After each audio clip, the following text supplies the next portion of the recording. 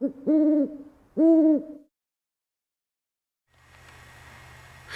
guys, we are in the garage, the garage, and this is my first spring video of 2011, and these games have been sitting out here all lonely in the cold, neglected, and now here it is. It's kind of warm today, and I decided to plug a game in, a game that you haven't actually seen yet. I haven't made a video of it, and it's a game that is on its way to the basement. And by the way, if you guys haven't checked out my other videos, please do, because this is my kind of my garage area, where my workshop, where I keep games, and if you want to see the arcade, please check out the other videos. But a game here that I picked up last fall is called Pole Position by Atari, and I have to tell you, I was very nervous to plug this in today, because Pole Position is one of the most temperamental games that has ever been made. And if you ask a lot of collectors and people that are in this hobby, what is the most problematic game or the worst designed PCB of all time, a lot of people will say Pole Position. For whatever reason, Atari and Namco, they just made this monstrosity of a PCB, and this is a very, very hard game to keep working. And Atari also used all kinds of proprietary chips on the PCB that makes it very hard to maintain and keep this game going, because you can't replace the parts. The parts are proprietary on the board. So how do you fix it? If the chip goes bad, you can't buy the chips anymore. They don't exist. So fortunately, I plugged this thing in and it still works, because last time I turned this on was last fall, actually early winter. And it just kind of has been in storage here all winter, and I plugged it in and I heard that sound and I'm like, oh, thank the Lord, this game works. So Pole Position, you know, this game came out in 1982, and it was hot on the heels of Sega's Turbo. Now if you watch the last video I put up, it was a video of Sega's Turbo, which I have in the basement, and Sega's Turbo was the first game that kind of established this perspective, this kind of vanishing point perspective where you're behind the car, and it was pretty revolutionary for the time, and it kind of blew people's mind. Well, Namco in Japan, well, they saw it and they said, wow, we got to do something better than that. That is badass, but we got to top it.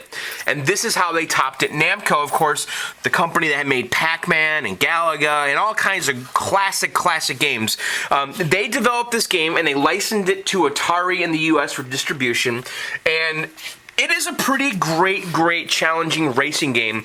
And basically, the reason they call the game Pole Position is because what you're doing is, every time you start the game, you're qualifying for a position in the final race. And you have a qualifying round in the beginning, and if you place really well, you will earn the pole position, which is the first place. And if you place kind of okay, you might be in the second, third, fourth, fifth, sixth location in the starting area of the race. So, I mean, that's kind of the whole game. And what I'll do is I'll get a tripod here and show you, but now this game, unlike Sega Turbo, has the shifter on the right, which is great, low and high. A steering wheel that endlessly spins all the way around. This is an upright version. They do make a cockpit as well. It has these kind of fake gauges they're just printed on. It has a accelerator pedal, etc. And kind of a cool looking cabinet. It's not bad. I've seen worse. But the graphics and the sounds are pretty damn cool. So let me get a tripod and I will show you how Pole Position plays. Okay, we have the tripod set up, and so let's throw a coin in here. Now remember, alright, so we coined up.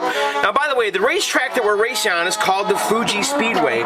Now the first time out here, we are qualifying for the main event. And so basically I want to kick some ass here so I get a really good position for the main race. And I can't say that I'm really good at this game. Actually, I suck at this game. But this was a game I played when I was a kid, and I just was enamored with the graphics and the sounds. I mean, look how great those cars look. I mean, nothing at the time looked that good. I mean, this game absolutely made Turbo look stupid.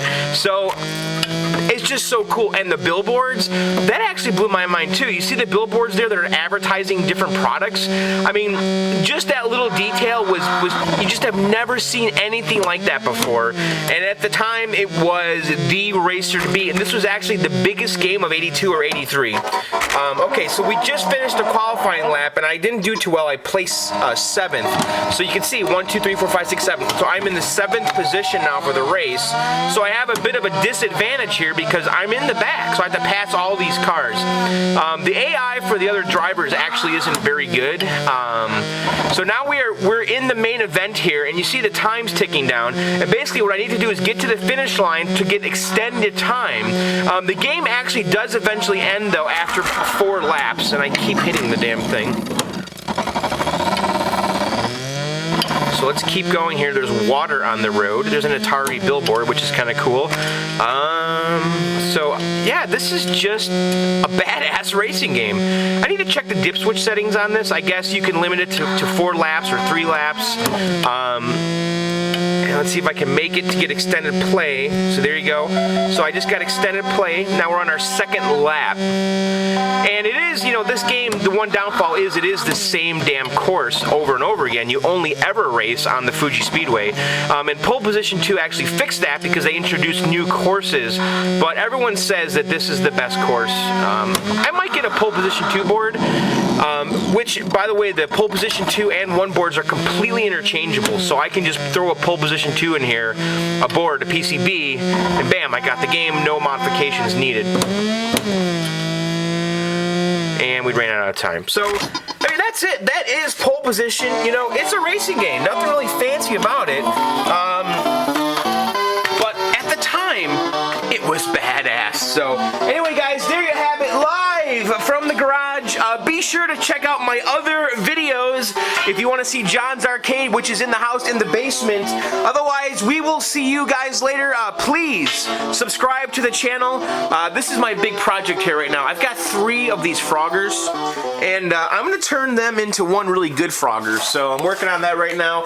This is a Tato cabinet. Tato, I'm going to turn this into, I think, an elevator action. I've got the boards and all that crap for it. I don't know what I'm going to do with it. There's an old Pac-Man. So anyway, looking forward to the warm weather.